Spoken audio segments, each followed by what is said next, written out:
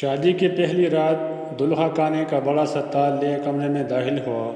کانے سے بڑی اشتہانگیز خوشبو آ رہی تھی۔ کہنے لگا، آؤ کانا کھاتے ہیں۔ بیوی بولی، میں نے دیکھا ہے تمہاری والدہ نے بھی کانا نہیں کھایا، ان کو بھی بلا لو، پھر مل کر کھاتے ہیں۔ شوہر نے کہا، وہ سو گئی ہوگی، انہیں چھوڑو، ہم دونوں کھاتے ہیں۔ بیوی اصرار کرتی رہی پر وہ اسی بات پر مصر رہا کر امی کو رہنے دو۔ جب بیوی نے شوہر کا یہ رویہ دیکھا تو اسی وقت طلاق کا مطالبہ کر لیا۔ شوہر بڑا حیران ہوا اس کے مطالبے پر۔ اس نے بڑا سمجھایا لیکن وہ اپنی بات پہ ڈٹی رہی، یہاں تک کہ طلاق ہو گئی۔ دونوں الگ ہو گئے، پھر دونوں نے دوسری شادی کر لی۔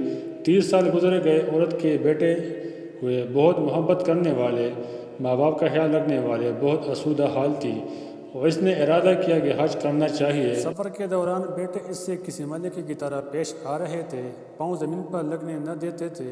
صحرائی سفر تھا۔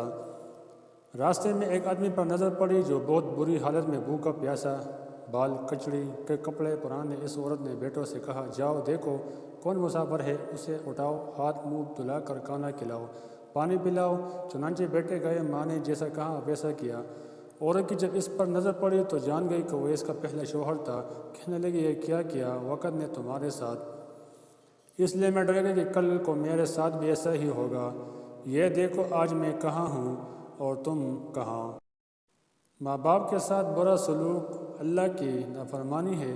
اگر اپنا بڑھاپا ہم شاندار گزارنا چاہتے ہیں تو والدین کے ساتھ شاندار سلوک کیجیے، کیونکہ یہ ایسا عمل ہے جس کا بدلہ دنیا میں ہی دے دیا جاتا ہے، خواہ اچھا ہو یا برا۔